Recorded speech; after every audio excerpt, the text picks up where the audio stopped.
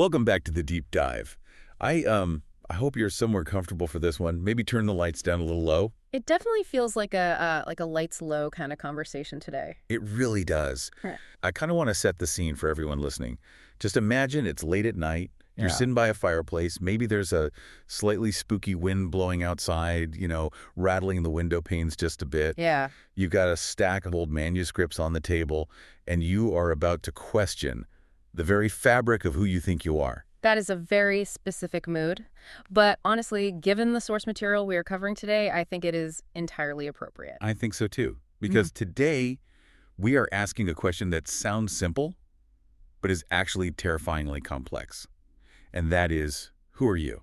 And just to be clear right off the bat, we aren't talking about your name or your job title or where you grew up. We aren't talking about your resume or your LinkedIn profile. Right. We're talking about the you behind the eyes. Yeah. That persistent sense of I am that wakes up with you every single morning. Like, have you ever felt like you weren't quite yourself? Oh, absolutely. Or maybe you've been in a high-stress situation, a car accident, a breakup, a terrible public speaking nightmare, and you felt like a totally different person took the wheel for a moment. You look back and think, who said that? Did I actually say that? I think everyone has had that moment of dissociation, that feeling of watching yourself from the third person or being surprised by your own sudden courage or sudden anger even. Well, according to our source today, that is not just a feeling. It's not just the poetic figure of speech. It is the actual literal mechanism of reality. We are diving into something that is equal parts chilling, humorous, and completely mind-bending. We are looking at session 255 of the Seth Material. Yes. Specifically, this comes from the early sessions, Book 6, and the exact date of record is May 2, 1966. So let's orient ourselves a bit. We are transporting back to the mid-60s. The world is changing rapidly. The counterculture is bubbling up all over the place. And in a quiet, unassuming living room in Elmira, New York, something very strange is happening. For those who might be new to this specific topic, we really need to set the stage on what the Seth Material actually is, because it's not just a philosophy book written by a guy in a tweed jacket. No, the provenance is much, much more unusual than that. The setup involves a woman named Jane Roberts. In the texts, the entity speaking actually refers to her as Rupert, which is a whole fascinating topic in itself. And then there is her husband, Robert Butts. And Robert, or Rob as he's often called, is essentially the stenographer here. Right. He acts as the scribe. You have to remember, this was before reliable, cheap tape recorders were sitting in every home. So he is writing all of this down in shorthand while it's actively happening. He's capturing the dialogue, the atmosphere in the room, Jane's gestures, everything. And then there is Seth. Seth is well, how do we even define him without sounding a little crazy? It's tough. He calls himself an energy personality essence, no longer focused in physical reality. Which is a very precise, almost clinical way of saying ghost or spirit. Yeah, but Seth would probably reject those terms entirely. They're too loaded with folklore and superstition.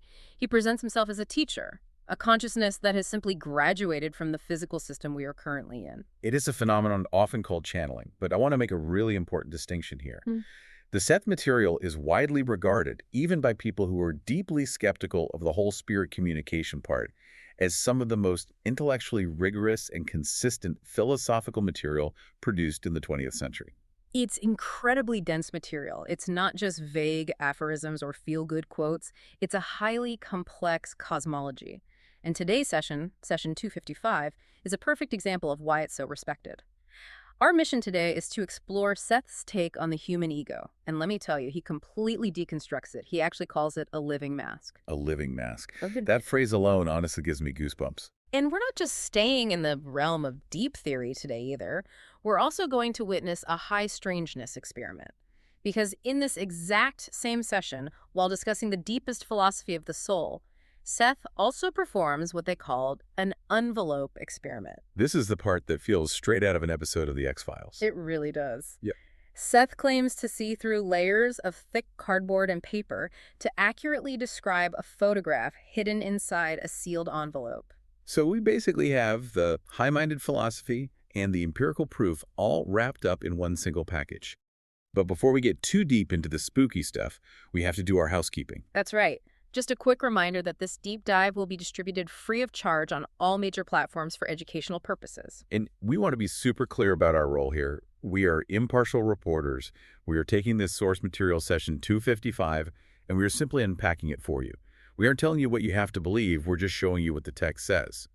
And it says some pretty wild things. It certainly does. Shall we jump in? Let's do it. Let's head to Elmira. So, session 255. It's 9:00 p.m. Jane Roberts is there. She's smoking, which I always find to be such a great grounding detail. The cigarette smoke swirling in this quiet living room. Her eyes are closing and opening, and she goes into trance. Her voice changes, her mannerisms completely change, and Seth starts talking. But he starts by talking about a book Jane had just finished reading. The Three Faces of Eve. Right. This was a massive cultural touchstone at the time, wasn't it? Huge. It was a best-selling book, and it was later turned into a movie that actually won Joanne Woodward an Oscar.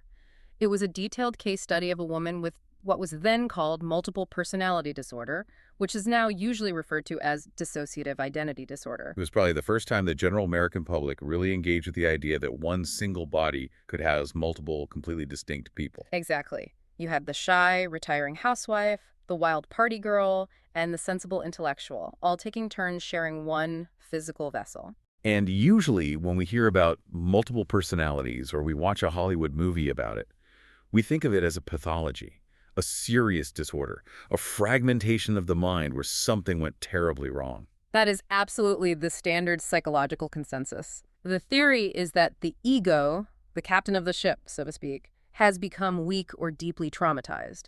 And because the captain can't steer the ship through the storm anymore, a mutiny occurs.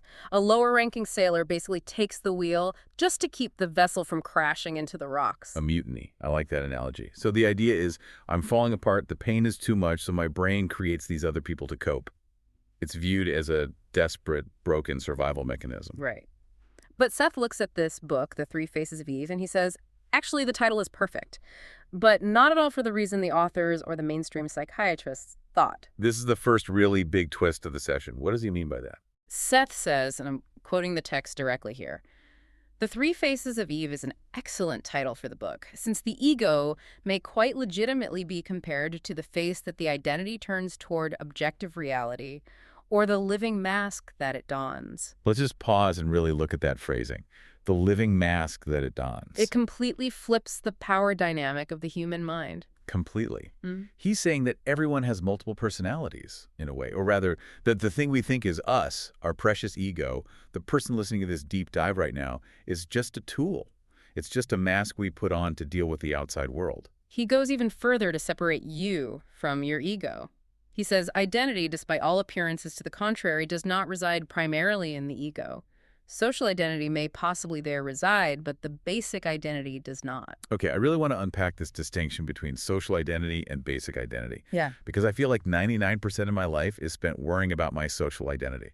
Think of your social identity as your user interface. It's your legal name, your job, your role as a father or a mother, your political affiliation. It's the data printed on your driver's license. Seth acknowledges that this exists, of course, but he locates it firmly in the ego. And the ego is just the mask. Exactly. The basic identity, or what he often calls the inner self, is the thing actually wearing the mask. To go back to our ship analogy from earlier, the ego is just the captain hired for this specific voyage. The inner self is the owner of the entire shipping line. And the owner isn't usually standing on the bridge getting splashed by the waves. He's back in the corporate office. Right. But he's the one signing the checks and making the big calls. So if the captain starts doing a bad job, if the ego starts cracking under pressure. This is where Seth's take on the Three Faces of Eve gets incredibly interesting. He argues that what standard psychologists call a breakdown or a hostile takeover by another personality is actually a calculated management decision. A management decision. That's hilarious, but also kind of terrifying when you think about it. It is, but it's also profoundly empowering. Seth critiques the authors of the book. He says they assume that when the main ego gets weak, a subsidiary group takes over out of blind necessity, like a desperate scramble for control of a sinking ship. But Seth asks a brilliant rhetorical question. He says, if a subordinate or potential ego will take over control, this implies a decision that has been made. And who has made it? Who made the decision? Who signed the HR paperwork to fire the captain? The basic identity, the real you, the one that sits quietly in the background. Seth says the basic identity evaluates a situation, decides that the current ego isn't handling the stress well, or isn't achieving the goals set out for this life, and so swap. Send in the backup. I'm just picturing this literal corporate boardroom deep in the subconscious. You've got the inner self sitting at the head of a mahogany table, looking at line charts of my daily anxiety levels and saying, you know what? This host personality is really struggling with public speaking. He's sweating way too much. It's getting embarrassing for all of us. Let's rotate in potential ego. Number 4. He's a bit more arrogant, maybe a little abrasive, but he gets the job done. In a way, Seth suggests that is exactly what happens, though perhaps a bit more fluidly than a corporate takeover. He calls the ego a utilitarian construct. It's formed specifically to deal with physical reality. It's a tool. A tool, like a wrench, or a specific suit of armor you put on for a specific battle. And like any tool, it's not meant to be permanent. Seth drops a bit of a bombshell here regarding our sense of self-stability. We all like to think, I am exactly the same person I was 10 years ago. I definitely feel like I'm the same person. Maybe a little wiser, maybe a little more gray hair in the mirror, but the central I feels completely continuous. Well, Seth calls that feeling highly misleading. Ouch. That actually hurts my ego. Literally. He describes the ego structure as a changing, never constant, actually quite informal grouping of psychological patterns. Informal grouping. That makes me feel very temporary, like a pickup basketball team rather than a highly trained permanent army. Well, think about it deeply for a second. The you of 10 years ago had totally different beliefs, different automatic reactions, different fears. Your physical cells have turned over and changed, but your psychological makeup has changed even more drastically. Seth argues that you are literally a different arrangement of psychological energy right now. The mask has been repainted, reshaped, maybe even swapped out entirely without you consciously noticing the transition. So is it like the classic ship of Theseus paradox? If you replace every single wooden plank of a ship over time, is it still the same ship at the end? Precisely. And Seth essentially answers that paradox for us. The ego is different. It's a completely different boat now. But the owner of the ship, the basic identity, remains the exact same.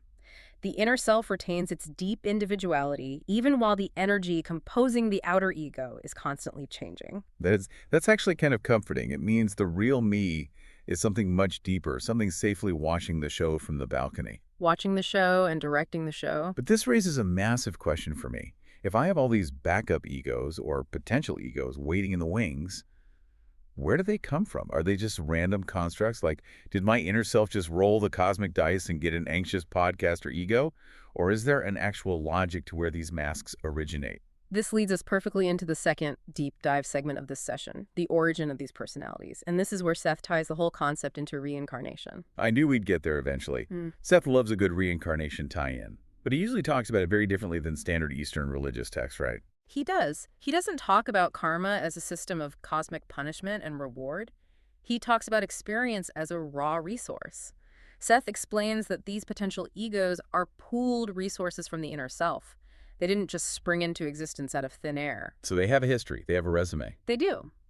Seth says they are the result of psychological experience gained in past lives. Whoa. Okay, stop the tape. That is a massive concept. So if I have a potential personality inside me that is, I don't know, really good at playing the piano, but I've never touched a piano in my current life. According to this session, that potential ego might be the direct echo or the living result of a past life where you did play the piano masterfully.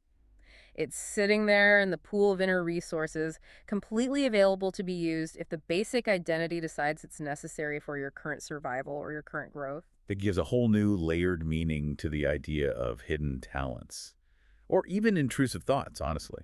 It really does. It explains why sometimes you might feel a sudden, intense urge to do something completely out of character. It's not out of character for the inner self, it's just a fully developed skill set from a different mask you own. Seth uses a very specific word to describe this massive collection of selves, doesn't he?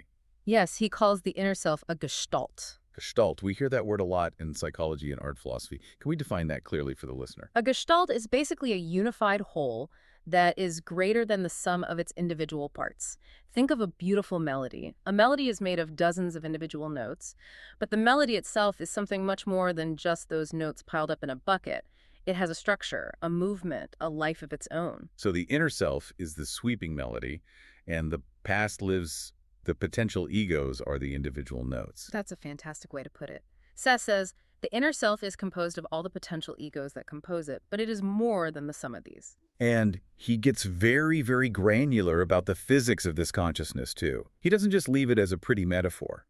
He says, and this is a truly mind-bending quote, "The energy that composes personality, therefore, consists of an inconceivable number of separate identities." An inconceivable number. That makes my head spin just trying to picture it. He heavily implies that consciousness is fractal in nature. Even the absolute smallest portion of energy has its own consciousness and identity. So you are a colony. You are a vast nation. You are a legion. I am a legion. That sounds so epic. In a way, yes. And your current ego, the one sitting here listening to this deep dive right now, is just the current representative sent to the United Nations of physical reality. You are simply the diplomat assigned to handle the year 2026. That is such a cool, stabilizing way to think about it. It makes you feel a lot less lonely, doesn't it? You've got a whole squad in there backing you up. And it perfectly explains why we so often feel those maddening internal contradictions. Why part of you desperately wants to be safe and secure with a pension, and another part of you wants to sell everything you own and move to a tropical island to paint. Those might literally be impulses from different potential egos, born of completely different past experiences, all vying for the microphone in your head. So the inner self is essentially the DJ, mixing these different tracks together to create the song of you for this specific lifetime. That's a beautiful analogy. And sometimes the DJ realizes the current track just isn't working for the dance floor. Maybe the rhythm is off, the energy is too low, people are leaving, and he seamlessly fades in a new beat. The crowd is getting bored. Bring in the 17th century blacksmith personality. We need some serious grit. We need some heavy hammer-swinging energy right now. Exactly. And Seth says this happens often without us even realizing it's occurring. We just think we're changing or going through a phase, but it might be a literal shift in the underlying ego structure itself. He says we use patches of other personalities to shore up our own temporary weaknesses. It's fascinating stuff. It completely reframes how we view mental health, personal growth, and core identity. But I know exactly what the skeptics are thinking right now. I can basically hear them yelling through the microphone. I can hear them too. They're thinking, this is great creative writing. This is a really cool sci-fi concept for a movie. But it's just a guy or a woman, Jane Roberts, sitting in a trance making up neat philosophy. Where is the actual hard evidence that this inner self actually exists and isn't just an overactive imagination? It's a totally fair point. Philosophy is pretty easy to generate if you have a good imagination and a large vocabulary. Exactly. Talk is cheap. Anyone can propose a grand theory of the soul. But this is exactly why I love the Seth Material so much. Because right after dropping this incredibly heavy philosophy about the nature of the soul, Seth basically says, okay, now watch this. The transition in the transcript of the session is almost jarring. They go straight from discussing the complex structure of the soul and the nature of the gestalt directly into conducting the 50th envelope experiment. Let's really set the scene for this, because this is where the vibe of the room shifts to full high strangeness. This isn't just thinking anymore. This is rigorous testing. So the setup is incredibly strict. Robert Butts, Jane's husband, has taken a target object. He has placed it securely between two pieces of cardboard, specifically Bristol board, which is thick, stiff, and completely opaque, so the object can't be felt or bent from the outside. So you can't just run your fingers over it and feel the outline of a key or a coin. Right. Then he seals that stiff cardboard sandwich inside a double envelope. It is completely, totally hidden. Jane has absolutely no way of seeing it. She hasn't seen the target object in months, maybe even years. It's sitting on a table or Rob is holding it, but there is zero visual line of sight. And Jane is deep in a trance during all of this. Her eyes are closed for most of it, or she's heavily dissociated. Seth is speaking through her, giving rapid-fire impressions of what is inside the sealed envelope. Correct. This was a regular, ongoing part of their sessions. They desperately wanted to prove that the consciousness speaking wasn't just Jane's subconscious taking lucky guesses. They wanted hard data. So what was the actual target object inside the envelope for this specific session, session 255? It was a black and white photograph. Mm-hmm. A picture of Jane's father, a man named Dell, and his second wife, a woman named Maxine. And Maxine is deceased at the time of this reading, correct? Yes, Maxine passed away sometime prior. The photo itself was taken in Santa Monica, California, sometime before 1954. Okay. Let's recap the variables. Sealed double envelope, Bristol board, old photo, taken in California. Jane is sitting in Elmira, New York, over a decade later, in the dark. Let's talk about the hits. What did Seth actually see? Seth starts listing his impressions in a very clinical bullet point style. He doesn't tell a flowing story immediately. He just gives raw data points. One of the very first things he says is something suitable. Suitable for an occasion. Suitable? I mean, that sounds pretty vague. That sounds like cold reading 101. I sense something important. I sense a special day. It sounds totally vague until you look at the photograph and analyze the wordplay Seth is using. Seth loves puns. In the photo, Maxine is wearing a suit. A formal, tailored two-piece suit with a corsage pinned right to the lapel. She is literally suited up. She is dressed for a special occasion. Ah, so suitable is a direct pun on suit. Exactly. Seth very often uses word association to bridge the difficult gap between the visual image and the spoken English word. So suitable connects to the suit and the fact that she is visibly dressed for a special occasion with a corsage. Okay, I'll give you that one. It's clever. What else does he get? Next, Seth says, a grill work. Something in rows. Grill work. Like a barbecue grill or a car radiator. No, like a lattice or wooden fence. And right there in the photograph, standing right next to the couple, are prominent picket fences. Upright rows of wood. Okay, that's a direct visual hit. Something in rows, that's the fence. You really can't just guess that. There could have been a car, a pine tree, a brick building. Then he gets a bit more abstract, but honestly much more poignant. He simply says, a separation. A separation. That could mean almost anything. A divorce. A trip. In the context of the photo, Jane and Rob interpreted this immediately. Maxine died very shortly after this photo was taken. She was separated from Dell by death. The photograph captures them standing happily together right before the ultimate separation. That's eerie. It's like he's seeing the timeline of the people in the photo, not just the static ink on the paper. He's seeing the 4D context surrounding the moment. He gets much more specific visually right after that. Seth says, circular object that is segmented, perhaps turns. Circular, segmented, turns. Is it a wheel? A steering wheel. In the background of the photograph, there is a large, curving wooden trellis. It's segmented, made of individual pieces of wood joined together to form an arch. It looks exactly like part of a wheel or a large turning structure. Seth correctly identifies the sweeping shape and the segmented construction of it. Okay, the segmented trellis. That's an incredibly specific geometric detail to guess. Most casual family photos don't have segmented circular trellises dominating the background. And then the color, Seth plainly states, the color blue. Wait, hold on. You said earlier it was a black and white photo. It's a black and white photo. The chemicals printed on the photographic paper are strictly shades of gray. So if he was just reading the physical piece of paper with some kind of X-ray vision, he should only see gray. Exactly. But later in the session, Seth doubles down on this. He says the woman's suit was dark blue.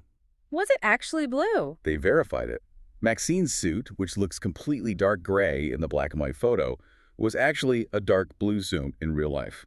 That is the smoking gun for me. That implies he's not just reading the physical photograph inside the envelope, he's remote viewing the actual historical moment the photo was taken.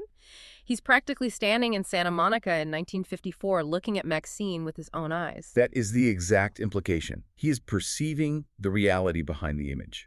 The physical object, the photo, just serves as a coordinate point. It's about hyperlink to that specific moment in consciousness. That genuinely gives me chills. It suggests that every single photograph in your family album isn't just a piece of paper with chemicals on it. It's an open window. Exactly, if you have the right eyes to look through it. But here is where it gets really interesting to me. The surprising detail. Yes. This is where Seth weaves the raw emotional data with the visual data. He says, something surprising, as when someone says, this is unheard of. Unheard of. That's a very specific, strange phrase to use. Rob and Jane actually asked about this during the session. They asked Seth, what is the connection between the words suitable and surprising? Seth answers that they are deeply connected. And were they? Did they figure it out? It turns out the photograph was taken on Maxine's birthday. The corsage she was wearing was a surprise gift to her. So that's the suitable occasion, the birthday suit, the nice surprise gift. Okay, so surprise fits the happy birthday context. But the unheard of surprise, the much darker side of the coin. Maxine died very shortly after this, completely unexpectedly, from a fast-moving cancer. It was a massive shock to the family, a tragic, unheard of surprise. So Seth connects the suitable happy birthday celebration with the deeply surprising sudden death. He weaves the two major emotional events of that time period together. He says, the two are connected. A connection between a suitable reaction to be made toward a particular event. It's almost like he's seeing the lingering emotional resonance of the image. The joy of the birthday and the shock of the impending death are layered right on top of each other in the psychic atmosphere of the photo. It's a very dense, layered reading. And there's one more detail that I found incredibly fascinating. Seth mentions a child and 7. A child and 7. Was there a child standing in the photo? No, there is no child anywhere in the photo, just the couple. So a rare miss. While Jane identifies the child reference later, she believes it directly refers to Maxine's brother. Why a child, though? Was the brother a child at the time? No, he was a full-grown adult. But he was the only member of Maxine's family that Jane actually knew well. And here's the kicker. Jane knew him when she was much younger. To her subconscious, the connection might have felt familial or rooted in her own childhood time. But what about the 7? Seth explicitly says the number 7 does not refer to the child's age. So what was the 7? We don't get a definitive answer in the text on the 7, which is classic remote viewing, honestly. Sometimes you just get floating data fragments. Maybe it was a significant date, maybe a house number on the street. But the child being the brother, a male relative connected to Maxine, was considered a strong, meaningful hit for Jane. And Seth also mentioned stone steps, didn't he? Yes, he says stone steps, an invitation. Now, if you look at the photo, you cannot see any steps. Okay, so if he's just reading the frame of the photo, he shouldn't see steps at all. But Rob and Jane vividly remembered the actual house in Santa Monica. Just outside the frame of the photograph, just out of shot, there were concrete or stone steps leading right up to the back porch. He saw completely outside the frame of the camera. Again, confirming that he wasn't just reading the ink on the paper, he was there in the yard. It reminds me of that famous scene in Blade Runner where they infinitely enhance the digital photo and can basically look around corners in the room. Seth is doing that organically with his mind. He's panning the invisible camera of consciousness around the yard. It's a perfect analogy. And it powerfully validates all the deep philosophy we talked about in the first half of the episode. Before we fully connect those dots, I also really want to briefly mention the other experiment that happened right before this one, the Dr. In-Stream experiment, because the contrast in tone is just hilarious. We're right. The 59th Dr. In-Stream experiment. They were doing these experiments concurrently. Yes. Dr. In-Stream was a psychology researcher they were collaborating with at the time. They would try to tune into what he was doing at a specific prearranged time miles and miles away. And the details Seth gives there are just so mundane, and I mean that in the absolute best way possible. Seth describes a man with a hairy arm. He says, dark hair on the arm, the shirt sleeve white, rolled partially up. He wears a vest. And he has a watch band that distinctly sparkles in the light. And my absolute favorite part, he has an ache in his right arm. It's so remarkably, wonderfully human. If you were completely hallucinating a majestic spirit guide or trying to invent a mystical, all-knowing persona, you'd think he would say something grand like, I see a glorious aura of golden light surrounding him. Right. You wouldn't have your grand spirit guide say, yeah, I see that guy, his arm kind of hurts and he really needs to shave his wrists. It adds such a massive layer of credibility for me. It's the small, annoying, granular details of physical life. An ache in the arm, a bluish-white piece of paper sitting on a desk. It feels like real, unfiltered observation. It strips away all the mystical glamour of the supernatural and makes it feel like, well, just physics we don't quite understand yet. Exactly. It's just raw data transfer. So let's try to bring these two seemingly different halves of the deep dive together. We have the philosophy, the ego is a living mask, a temporary construction, a disposable tool, and we have the proof, the envelope experiment, showing clear perception beyond the limits of time and physical space. How do those two things connect for you? Well, think about the underlying mechanism. If Seth is right, if consciousness is the primary building block, and if we are composed of these vast energy identities, then the physical world is really just a construction. It's a set. A theater stage set. Right.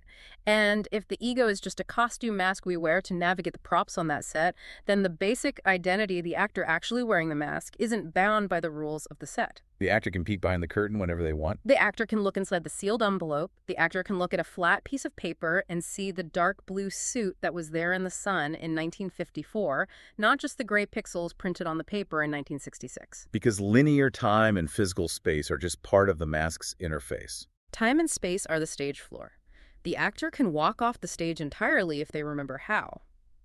Seth is speaking to us from offstage. He's essentially telling us, hey, I can see what's inside the envelope because I'm not stuck in the linear time illusion like you guys are. And more importantly, he's telling us that we aren't truly stuck either. Or at least, the real us isn't stuck. That's the most empowering part of all this. We are so incredibly identified with the mask, with the role of host or expert or listener or parent, that we completely forget we are the eternal actor underneath it all. And the actor has full access to all those other roles, all the potential egos. And the vast perception that easily transcends cardboard envelopes and decades of time. It really reframes the whole high strangeness aspect of the experiment. It's not a cheap parlor magic trick to impress people. It's a literal demonstration of the natural baseline properties of the basic identity. Exactly. Seth isn't just showing off his psychic muscles. He's saying, look, this is just how reality actually works. I can easily see the fence in California because consciousness is literally everywhere at once. And by the way, you're doing it too. You just don't realize it because you're too busy keeping your mask on street so nobody notices. Man, that is heavy. It is heavy, but it's also incredibly liberating if you let it sink in. I just love how he weaves the unheard of surprise of the tragic death into the suitable surprise of the birthday party. Yeah. It shows a level of emotional synthesis that goes way beyond simple data retrieval. It's deeply poetic. It is poetic. And remember, Jane had absolutely no way of knowing those intricate emotional connections consciously. She hadn't seen the photo in years, if ever. She certainly didn't know the specific interplay of the birthday gift and the sudden death in that layered psychic way. It really stands as one of the more compelling and thoroughly documented cases in all of the early sessions. And this is just session 255. There are literally hundreds of these documented sessions. Thousands of pages of this material. And that leads us perfectly to our call to action for today, because we are genuinely just scratching the surface here. We really are. We've covered maybe 5% of what is actually in this one session, and this session is just one of thousands. If this conversation sparked something in you, if you felt that little shiver of, maybe the world is so much bigger than I thought, you absolutely need to go to the source material. This material comes directly from the Seth Material and is published by the New Awareness Network.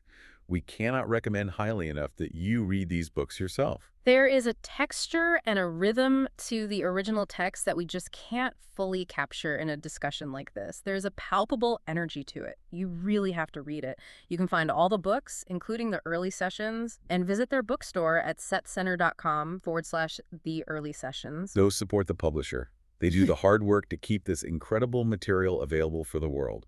It's deeply important work. And as we wrap up today, I want to leave everyone with a final thought, a final provocation, if you will. Go for it. We talked heavily today about the ego being a living mask, the specific tool you use to handle the daily grind of this specific life. And we talked about the potential egos, the deep backups, the other versions of you waiting patiently in the wings, the echoes of your past lives. Yes. So my question to you, the listener, is this.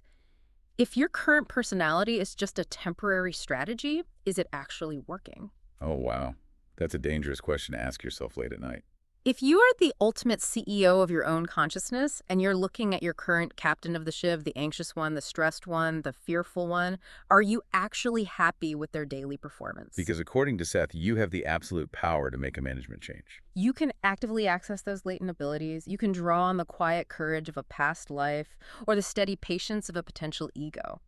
You are not stuck permanently with who you think you are today. You are a fluid, dynamic energy gestalt. So maybe, just maybe, it's time to let one of the other guys have a turn at the wheel. Or at the very least, let them help you navigate through the current storm. I think I'm going to go have a very serious board meeting with my inner self right now. Good luck with the performance review. Thank you all for diving deep with us today. It was a pleasure as always. Keep your mask loose, and we'll see you next time.